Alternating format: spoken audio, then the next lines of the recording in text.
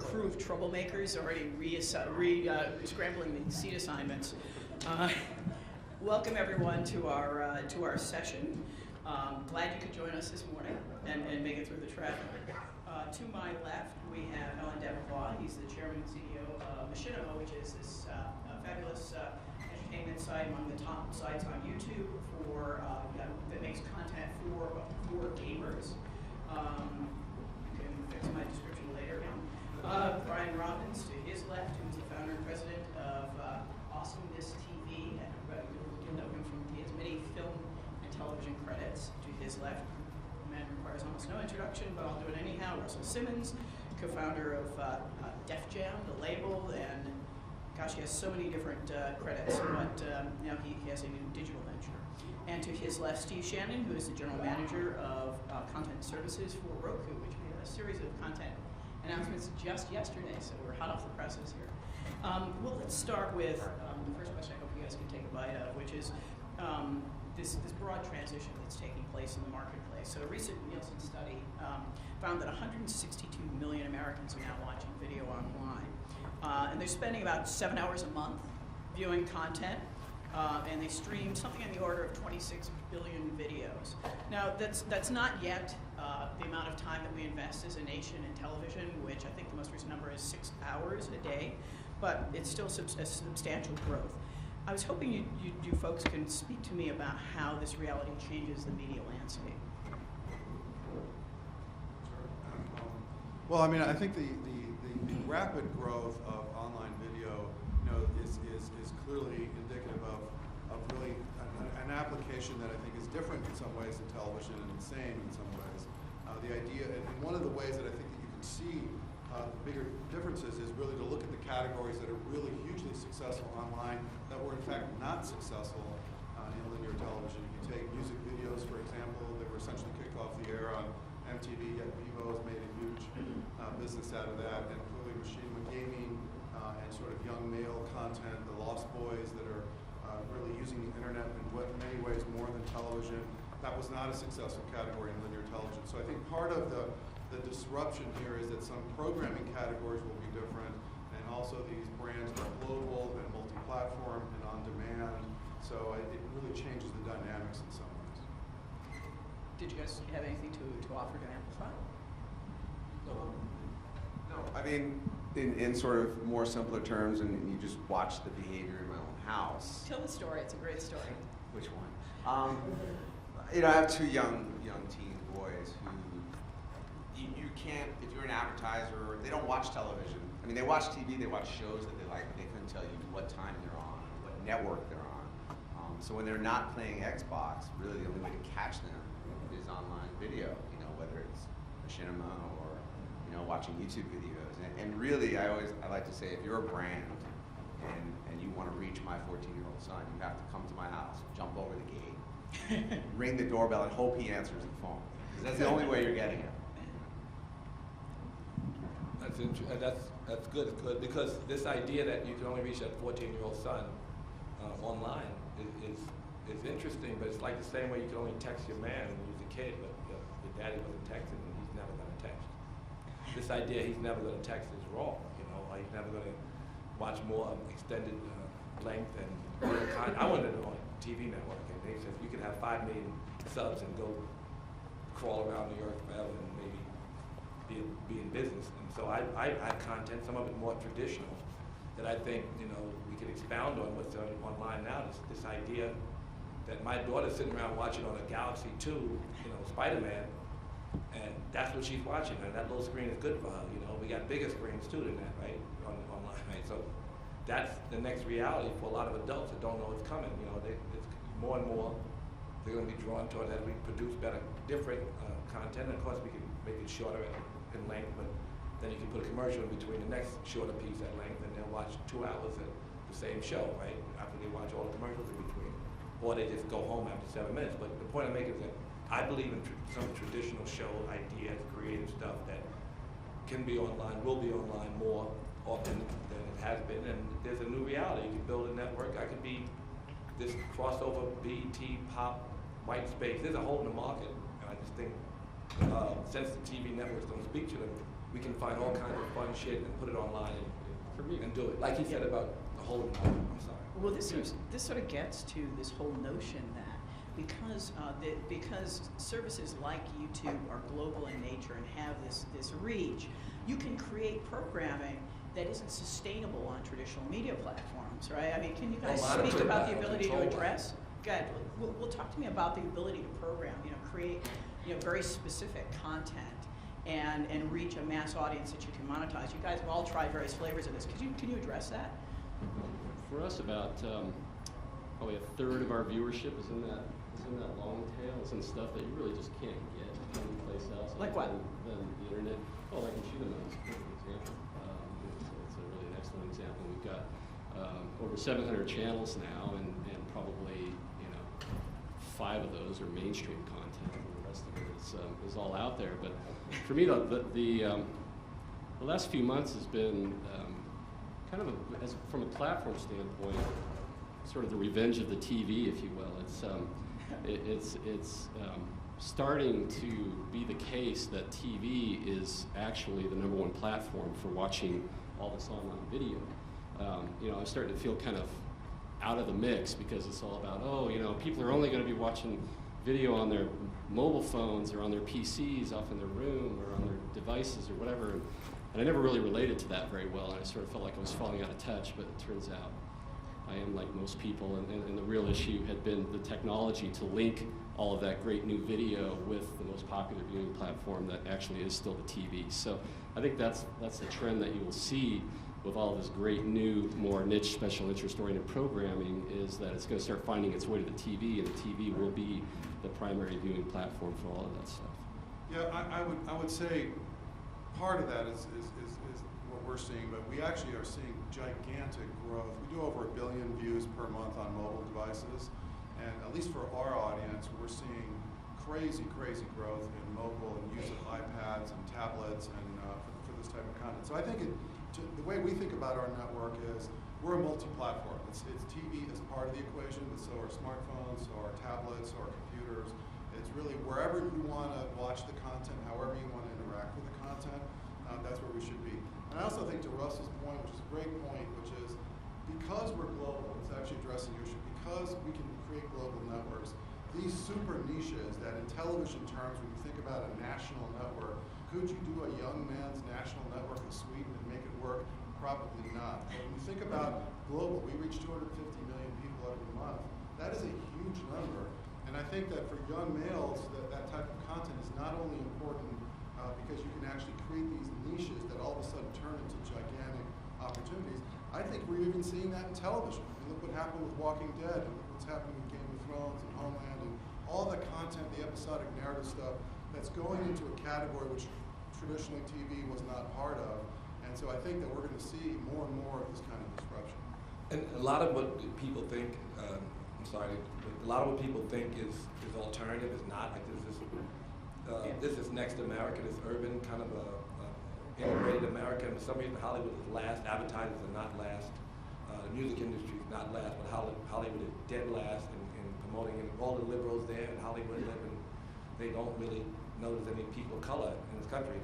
There's still that many comedians that made stardom, since Def Comedy Jam. I mean, one guy who fell on Curb Your Enthusiasm was an old Def Comedy Jam. I mean, nobody knew because unless they were watching at that moment HBO and they made Jamie and Cedric and Chris and Martin and all of these $20 million stars. They made all these Bernie Macs and all these TV stars.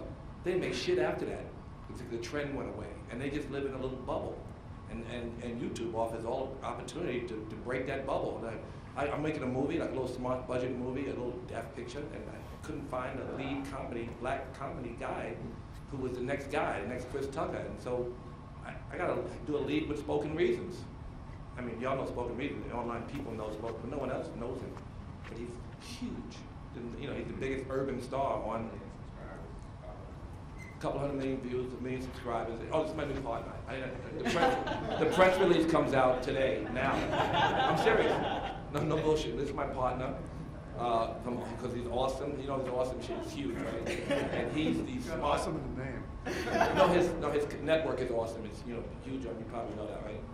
So I know him, his urban experience. So I have a YouTube channel, and I opened my office yesterday, and Brian and I are building out the space, from management to music. All deaf, ADD is the company, all deaf digital, so all deaf comedy, all deaf music, all deaf poetry, all deaf everything, all deaf shit, because y'all don't have deaf shit online. There's not a lot of deaf stuff online, so that's where I think there's a big white space, and for me, no, white space. Okay, white space means nothing to do with white people. Unexplored territory, because again, Hollywood seems to have a hole in there, a big white space that is not served. So these underserved communities are developing online, but not fast enough. And so there's a big hole on there to work on that. And that absolutely speaks to a question that I hope you could both address, which is this issue. I mean, you've had so much success on other platforms. Brian, you've had successful TV series, you've had successful movies. Russell, gosh, you've run the table. I mean, from albums to poetry, and you had a Broadway play. So, what is it about the opportunity that you see here?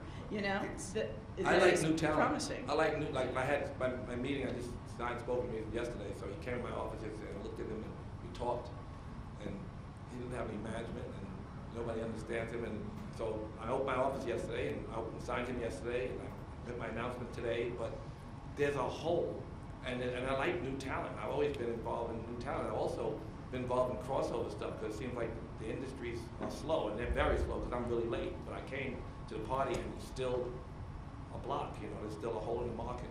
So for me, this idea of giving exposure, to artists who deserve mainstream, because if you leave them all stuck on BET or on black, their idea of diversity is more black shit. Diversity, the next America is like Justin Bieber and my nephew Diggy are the same. They're the same. And the music industry kind of understands that, but the rest of the world doesn't. So that's why I feel like I have purpose. Brian, can you speak to this? Well, I mean, for me, it started out, as making traditional film and television for the last too many years. I met this kid, as you know, called Fred, who was an internet sensation a few years ago. He walked in my office. He's the first one to have a million subscribers, almost 1 billion views. And I went home to my kids that night. His reps were looking to move him to traditional television. And I asked my kids if they knew who Fred was. And I had a bunch of kids at my house. They all knew who he was. And something made me ask them, would you want to see a Fred movie? And one of the kids looked at me and said, tonight? And I was like, okay. I went back to my office and I decided to do something I'd never done in my career, which was, let's make a Fred movie, but I'm going to pay for it, because if I take this to my deal at Paramount, the movie will never get made. It'll take 3 years. They'll want to know who should play Fred. I mean, that's honest. So we made the movie, long story short. The movie came out really quickly, like 6 months later. It was the #1 movie of the year for kids, teens, and tweens on television. Ended up making 3 of them in a TV series. And at that point, I just said to myself, between my kid's behavior and the ability of this franchise to grow online, a kid from Omaha, Nebraska, all by himself, no help from anybody like us, built this thing. And I realized this is a giant opportunity for someone like myself to really build the next cable network, right? Yeah. So 25 years ago, ESPN, Nickelodeon, MTV didn't exist, right? And that's where we are today, I think. We're at the point where with the right program, you still gotta make great stuff. But if you make great stuff and you reach a very specific audience, and you're able to really feed that audience what they want, you have a shot to really build something. Well, Alan talks really lucidly about sort of the precedent the precedents that you see in cable and applying to the internet. Do you mind sort of speaking to what you saw as an opportunity in this marketplace? Yeah, I mean, I think Brian just said it really well. I mean, we've seen this movie before, right? It happened when cable infrastructure showed up. All sorts of new networks turned out, and hugely valuable properties, HBO, MTV, ESPN, et cetera, that now we think of as part of our ordinary lives. And in fact, back before they started, it used to be heresy to think that anyone would actually pay for television. And now we probably all know how big our cable bills are in terms of trying to understand that. But I think the interesting thing here is we've always talked about this as kind of this third wave, if you will, this new wave of brands like Awesomeness and Machinima and Vivo and other brands that are being born there. The difference is that they're global, and we also live in a multi-platform world. In the cable world, we always used to talk about 100 million homes, and And all of a sudden, with the introduction of the iPhone and ultimately all these mobile devices and connected TVs, et cetera, we really think of not 100 million homes, but 1 billion devices in the United States that are video enabled, and you can program to them, and not just in the United States, right? So it's a global model. YouTube reaches almost 850 million people across the globe. So as programmers, that opportunity is amazing. And I think if you start thinking about how you can really get a lot of scale and engagement through these micro niche segments or these big global opportunities, it's an unprecedented opportunity. The world has never seen a platform, a video platform that reaches 850 million people in virtually every single country. So that's a huge opportunity for anybody that wants to create new programming brands. So we've talked about the opportunity. Let's talk a bit about the challenge. We've got internet advertising revenue is certainly beginning to grow. We're starting to see acceleration in the third quarter of 2012. It hit a historic level. It was $9.3 billion, which was a jump of about 18% from a year ago. That's the good news. The bad news is it's roughly half the amount of money that brands spent in television advertising over that same period. They spent about $18 billion. Well, I mean, but I think it's a serious question since advertising underwrites the cost of production. So when do you think ad revenue will sort of catch up with viewing, and what needs to happen? You guys, I know you guys have thought about this. Yeah. I mean, I can just touch on this. I mean, clearly, we see an acceleration happening. I think advertisers realize what the opportunity is, and one of the great opportunities is it's infinitely more measurable. There's analytics behind it. You can't really skip the ad. I mean, there's a lot of real benefits of thinking about what happens online versus in traditional television.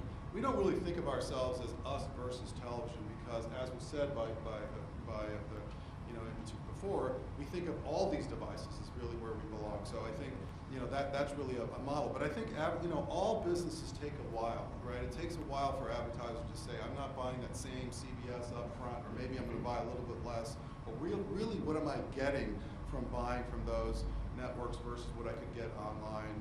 And so I think that takes a while, but then as more and more advertisers really start to work with companies like Awesomeness and Machinima and other brands on YouTube, they see the value proposition, the customization that we can deliver, and to Russell's point, we can go get audiences that you just can't get. Our audience is called the Lost Boys because they're not watching television, right? So you think you're getting them somehow. Maybe you get them on Walking Dead, a few other things, but the idea of really being able to, on a monthly basis, on a daily basis, on a weekly basis, talk to very specific audiences, whether it's people who love hip hop or gaming or music or fashion or beauty or dance or whatever it might be. Really, these opportunities are way more targeted, way more resonant, and have significant opportunities for advertisers. Yeah, it's a tough challenge because historically the video ad business had been pretty homogenous in terms of the way it worked. There's kind of local advertising, national advertising, and you could buy it from a TV network, you could buy it from a cable operator, maybe a broadcaster, but it wasn't very hard. Now it's gotten completely fragmented, and sort of measurement of that advertising and the ability for content providers to get paid has just gotten an order of magnitude more challenging.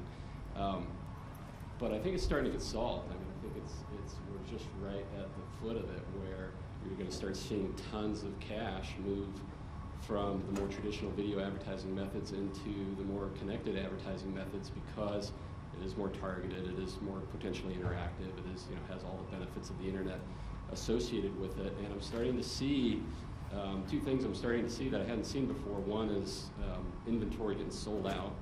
And two is very high CPMs, $40, $50, $60 CPMs on some of the inventory. So, that just isn't the way it was a couple of years ago even. So now the problem's shifting from geez, we've got all this inventory, somebody want to buy it, to how do we get more inventory? How do we create more views? And that means that the ad model is kicking in. So, yeah, I mean, I would just say it's interesting for us. We always had this vision of, wouldn't it be great if we were able to actually make the kids watching our shows actually watch the commercials, right? Because on YouTube, there's a thing called True View. You could skip, right? And I can tell you, my kids can't wait to hit that button to skip. And I've always said, well, why not let the people who make the shows make the spots, right? That's who they're tuning in to see. So tomorrow we're shooting our first commercial, our first pre-roll for a brand with our talent, on-screen talent and behind-the-screen talent that is creating the spot for the brand that will run on our channel through all our programming. I have to believe that the conversion rate will be much, much higher. And that's what's really exciting to us. That couldn't happen on traditional. Yeah. See, for you guys, you know, you guys see like this stuff all the time, right?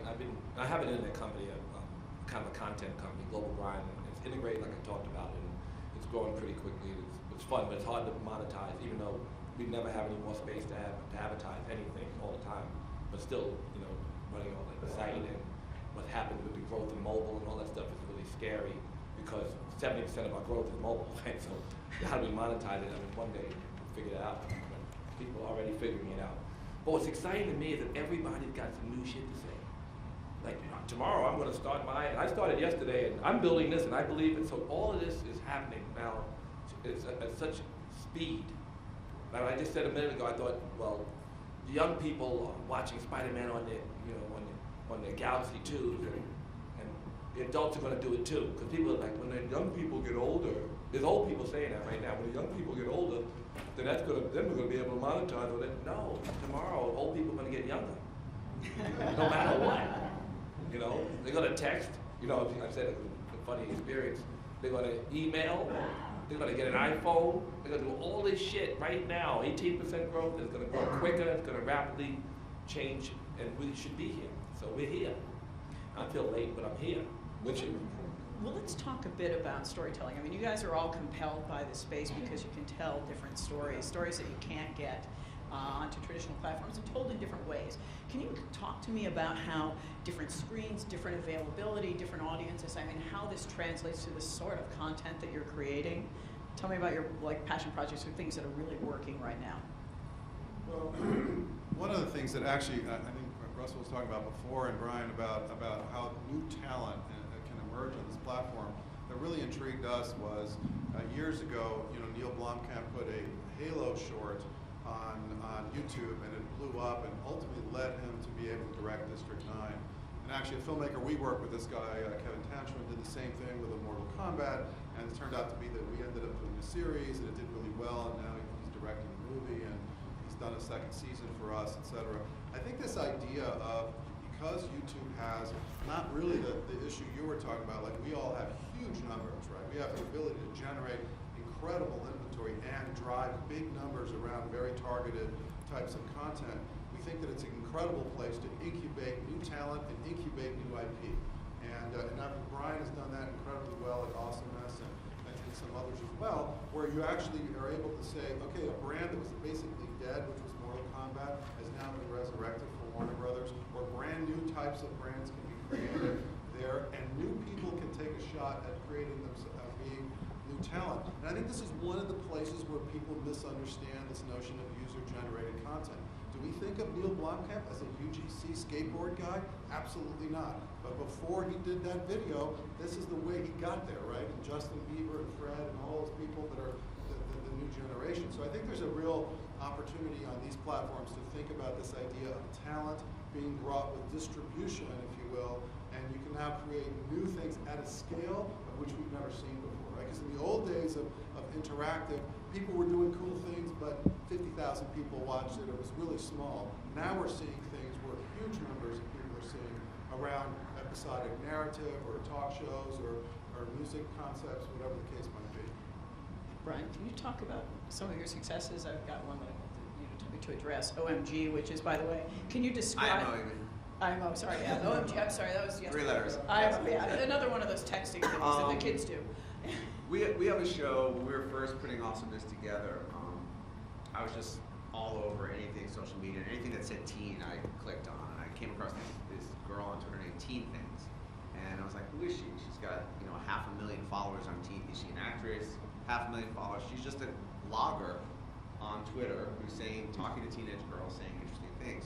So we tracked her down, and we decided, let's do our version of The View for teen girls on YouTube every day, because it doesn't exist, right? You wake up in the morning, you want to find out what's going on in the world, you're a teen girl, take out your phone, you're on the school bus, you watch IMO, what's the topic of the day, what are girls talking about?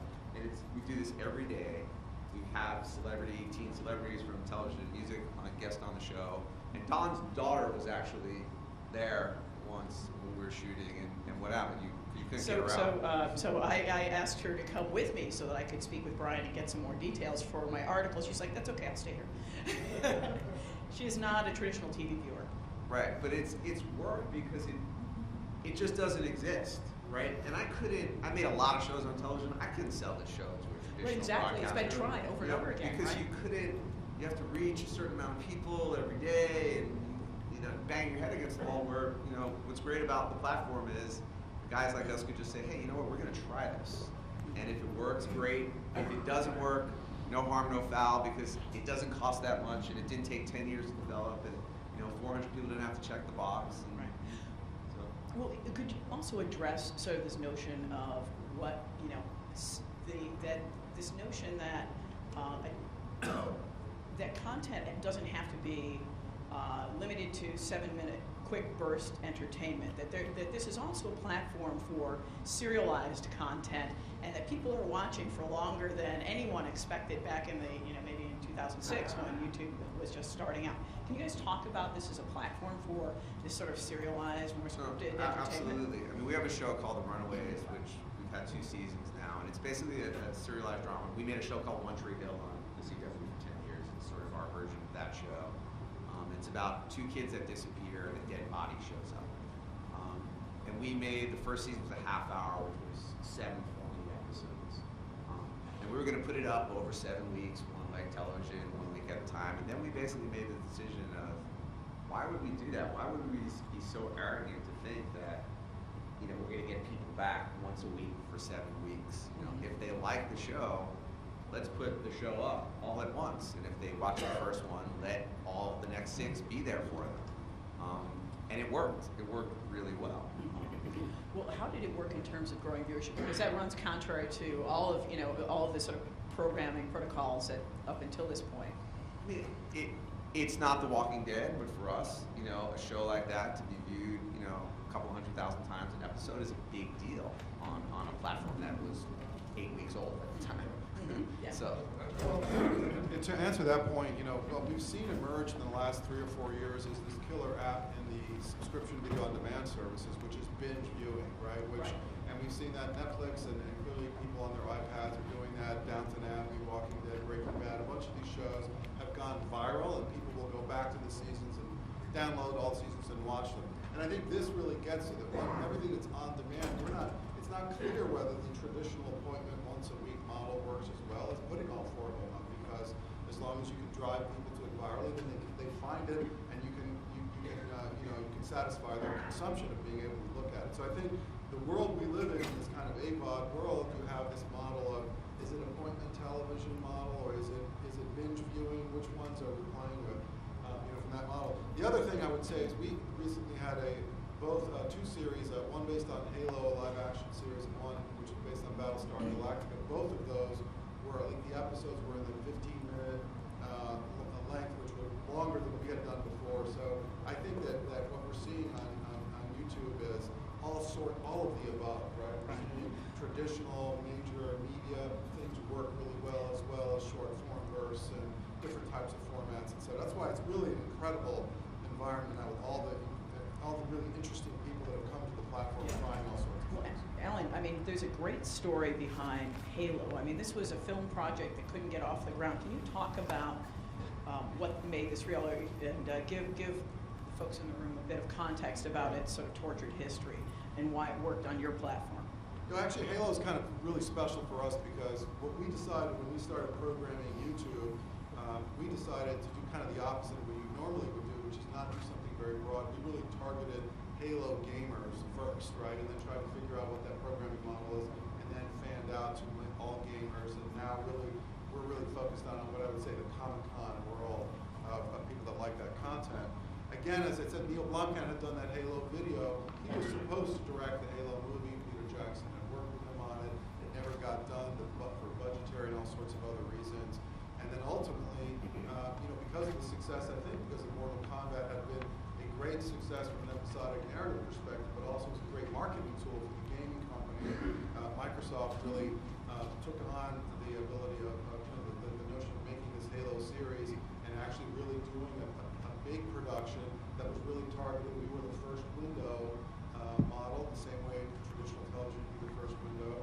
And that show came on our series and did really well. And again, it was a very high production value, 15-minute long episodes. It was a different model than people have seen on YouTube, but I think it's just the beginning. I mean, The Runaways is a good example. We're just seeing the beginning of these episodic narratives really starting to take off on YouTube, and we're going to see a lot more of them. As the rate of TVs get connected as well, the longer form Thank you for broaching comes much more into play. I talked earlier about how it's getting to the point where the majority of internet video is actually going through TV rather than PC and mobile and that sort of thing. And that statistic is really in hours, in terms of number of shows, more lopsided towards the smaller screens, but in terms of total number of hours, as more and more people get their TVs connected, they're just sitting there, and my dad, 74-year-old guy, he's decided that he's going to watch every Oscar-nominated movie ever, starting like in whatever the 30s or when it started. And he's just every night he's watching Oscar-nominated Best Picture movie, and just to binge viewing, people watching 3-4 episodes of a series in a night and that sort of thing. So you're getting hours and hours, TV style hours, like 6 hours a day, streaming nonstop constantly, which is a pretty new phenomenon. Well, can you talk about, let's transition into smart TVs and the connected device in the living room. There was a new study from Researcher Display Search that talked about, again, the rapid growth of this space. They're projecting that by 2016 there'll be close to 100 million of these units shipped each year. So increasingly, the television that's sitting in the living room is going to be connected to the internet. What does that mean in terms of access to content? And what does that mean if you're a programmer? I mean, it's a great screen to be on, but how do you get heard when you're on, let's say, the Roku platform that already has 300 video content partners, something like that, well, in the hundreds. Can any of you guys, first, Steve, can you talk to me about the trajectory of this space? And then, from the programmers, I'm hoping you can talk about how do you rise above the noise? Rising above noise is always a challenge. Definitely, needle in a haystack problem, and it's promotion, as it always has been and always will be. We just announced a deal yesterday with Time Warner Cable that now you can get your Time Warner Cable feed, your traditional Time Warner Cable channels on your Roku box now. So you don't necessarily have to go to your cable box to watch your TV even. So the truth of the matter is that the bundle, meaning the $70 a month, is pretty sacrosanct in the industry. And I'm not here to say everything's going to go a la carte and you get to pay for whatever channel you want, that sort of thing. That's not immediately visible, but what we do have is this kind of a simplification of the viewing model as it merges onto a platform, so you're not having to switch inputs and that sort of thing. And the mainstream content will be under the same brands that you're used to, whether it's Fox. We announced Fox Now as an authenticated app, so you can if you get a password from your cable operator, your satellite operator, you can watch Fox Now. We have a wonderful success story with HBO Go, and it's really the best, in my opinion, the best way to watch HBO. It's better than going to a traditional cable box because practically everything that's ever been on HBO is there, as well as all of the new stuff that's on tonight is there. So it's really the best way to watch HBO. So, and probably about 3/4 of our users, the vast majority of our users have pay TV subscriptions, and they use Roku to augment the value, to get more value out of the $70 a month. So that's, that kind of mainstream bit is still there, but the wonderful thing about it is just the ability of so many special interest channels, the other 695 channels, to come in and work with us to promote and to build their brands and to build their audience, and to, whether it's advertising or subscription VOD or transactional or all kinds of business models in there. You know, you don't have to go get a deal with a cable network to show your stuff on TV anymore. And we can promote that just as aggressively as we promote HBO. And we do. So we're causing a lot of discovery of a lot of new content. And it's good for us, and it's good for the consumer, and I think it's good for the industry. Well, from a programming standpoint, can you guys talk about the different ways of getting noticed on these new platforms? I mean, you're not going to be on the internet. You're not going to be maybe buying bus sides or billboards on Sunset and Hollywood. Talk to me about how you rise above the noise. It's not. I mean, I don't think that there's got to be either or. I mean, there's nothing wrong with bus side. You know, I mean, that's an interesting way to talk about online things. You know, I mean, people, especially in this moment where people seem not to want to gravitate up. To get the viewership is one thing, but if you're branding something and you have the right branding star, some new star, and you want to reach that star's audience, then why can't you brand it in a way that gives the product the kind of placement it needs, the imagery it needs, and then the show is a bonus. You know, and so there's lots of ways to create new talent, cause discovery of new talent, and service the client. I mean, I think that's going to be part of my model. You know, learning more. I mean, as Brian says, no, but I think why not, right? You know, why can't we do some traditional things to cause discovery of new content and new artists? Because there's so many great artists online, and they're all discovered online. I mean, even I went through a whole experience with music where every artist built their own career. The A&R directors did shit. All they did was make the second album bad. You know, the first album. It's true. I mean, the artists, you know, built their career, branded themselves. You know, used these different vehicles for distribution, and the record companies came along and said, we'll do a 360 deal. We'll make a piece of all you earn. You know, so the artists are doing it, and to cause discovery by traditional means or team up with new developing talent and move them across different media and really stick to their roots is a mantra that I think everybody kind of has, and I think that's what's going on. Can we talk a little bit about some of your learnings, like in the hip hop community, like how artists will leverage one another? You know, they will feature one another on tracks, and how that grows. Well, can you talk about? Give me some great examples, because I know you have them. Of course, there's always. I mean, you know, there's to look at the Cash Money crew and look at all the artists and all the bands.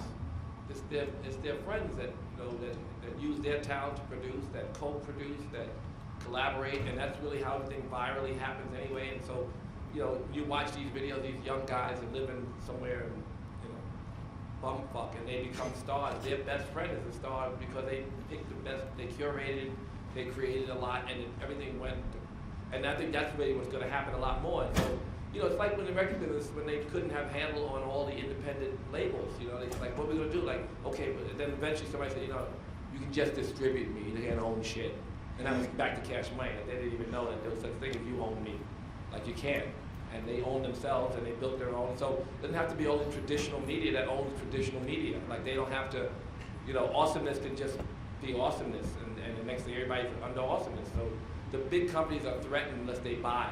And they're going to keep buying. So I'm not selling anything yet, but I'm just saying there might be a moment. Until we buy, right? You know what I'm saying? But I mean, that's been my experience. We built our own shit because they didn't understand it, and there's a lot of creative, and they call them niche markets, but they're really mainstream. Yeah. Right, no, and everything was. I mean, always it's a niche idea, right? You know, so that idea is what the internet's allowing a lot of creative people to have and work with, and take those things and make them mainstream. And I think that's where advertisers will get a big piece of their kick too, is by being connected to whoever, you know, the new talent, whatever the new thing is, so they can feel new. You know, they want to be new too, right? Do you guys want to talk about it? Well, yeah, I mean, I think questions, this is actually one of the main reasons why you want to create scale on YouTube, right? Because you have such an ability to create a vertical, highly focused, super engaged audience. We, like one of the largest segments of advertising growth for us has been television networks, right? We do the promotional campaigns and tune in for Walking Dead and for Homeland and for Dexter and for anything that's in our demo. And the reason is because we have a huge US audience that we can actually drive to that. So if you actually have, if you think about that as a platform to promote, then when you actually put something on another platform, you want to drive numbers to Roku or to Comcast or to Xbox or to wherever that case might be, or to a subscription service on on YouTube, you can actually do it. So this is one of the really most important things that I think you can actually accomplish on YouTube is to create this monster promotional engine on a global basis. So when you put up premium programming, you can actually drive numbers. A lot of people get confused by this. People will put up really good content on YouTube and go, oh, it didn't do any numbers. And then I saw this other video that made no sense and it did huge numbers. Well, some of that is by accident or it goes viral or whatever it is. But just like in television, you have to have an ability to promote on these platforms and make it work. But the scale at which you can build a promotion on this type of platform is unprecedented. And that's where you can really begin to solve some of these problems where very quickly, like AwesomeNess is an example, very quickly, out of nowhere, they're a viable network. That would have taken decades in television to make that happen. Brian, can you talk about the role of social in the I equation? I was just going to say, I mean, for us, we didn't have, the $100 million campaign that our show Smallville had when we launched, right? We didn't have billboards and buses everywhere. But what we had was, we knew who our audience was, we knew where they were. So we knew they were on Twitter, we knew they were on Facebook, we discovered that they were on Instagram very quickly. And then we had this talent, right? We chose very carefully our talent, and we learned very carefully. At first we thought, oh, I'm just gonna bring over my stars from television and I'm gonna make shows with them on YouTube and that's an instant hit. Well, that was not the answer. The truth was, let's get stars on the YouTube platform, maybe mix them with some of those stars, make good stuff, and let them talk about it to their audience. And it's just sort of amazing what one tweet from a group, there's a band called Mindless Behavior that we do a music series on our air.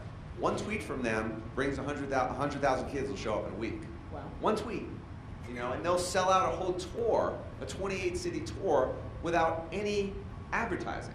Just by telling their audience over Twitter they're coming to their town, tickets are on sale now. That didn't exist, 5 years ago. And it makes it great for us because now we could make good content, hopefully, and we don't need a giant marketing machine to sell it. And if you miss, you're not spending $20, $40 million on a movie to market a $10 million movie. Right. And if you miss, you keep going, and you come back and you live another day and you make something else. Okay.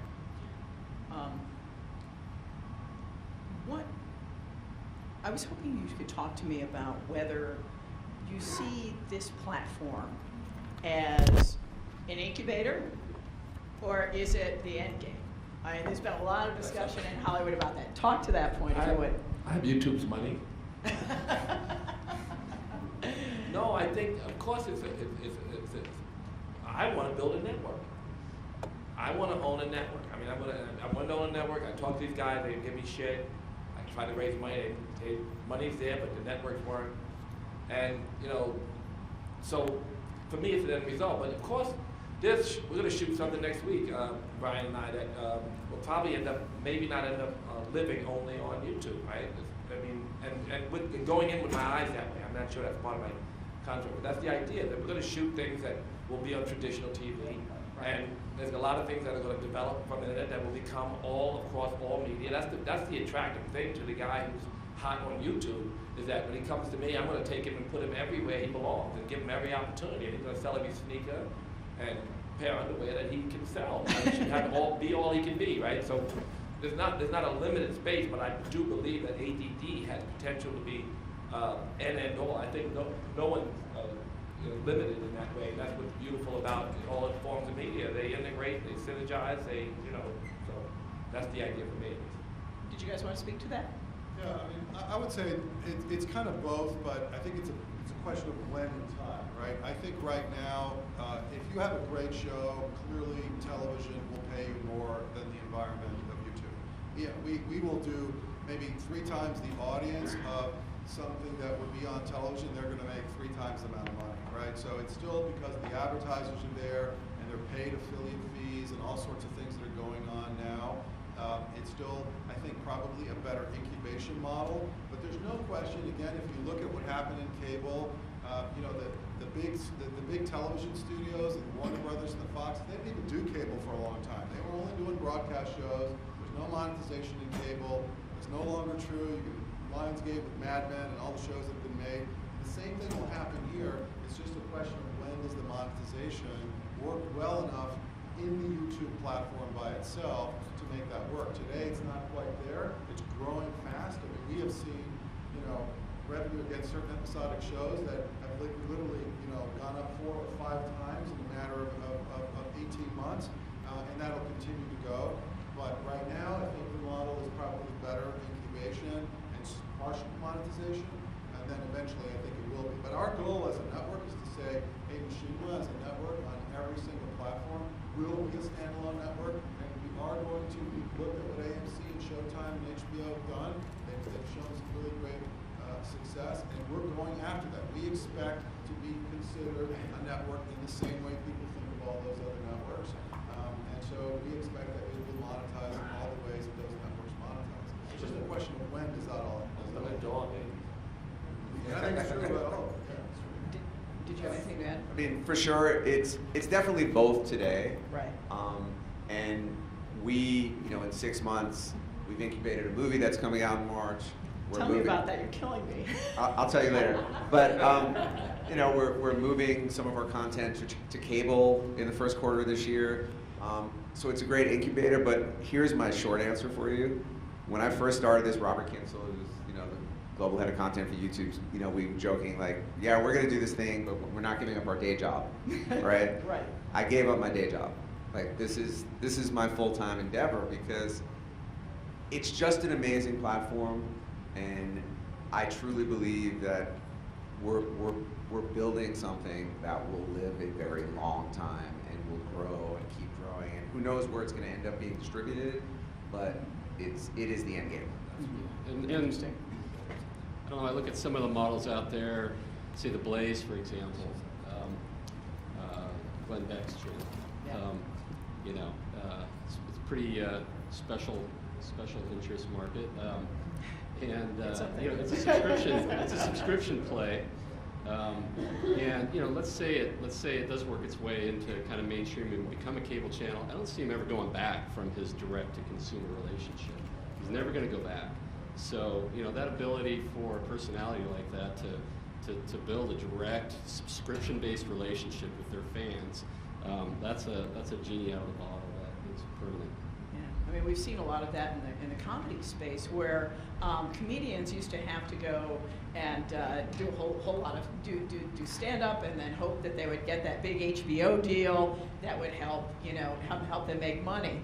But the market has changed with the ability to go direct. I mean, are you guys thinking about the ability to go direct to audiences without having to go through a traditional distribution model with theatrical and then home video and then As a content provider, a producer for many years, and different, having and for me especially, I'm old, right? I can have a 35-year-old woman tell me about my vision and how it has to be executed. That's what network has to do. I mean, they have to protect their investment, and I understand that. But not to have them on your back, for me, it's the freedom that we all want. Every creative person, not only people in my position, but everyone coming out of the box who had no alternative. Right. So I just see it as it's never going to change. Now, this is the future, and we're here. And back to the day job, I'm quitting too. Like this is my shit. I believe because it's so much fun and so much freedom, and it's such an opportunity to build what's on your mind, and to also to help people, which is what my real mantra is, help other people realize their potential and cause people to be discovered and all that. So. I mean, do we see the Louis C.K. Do we see the Louis C.K. model of going direct to you build a fan base, and in 5 days you sell 1 million? No question. All right. Can So you tell me how this imagine evolves. what would be today?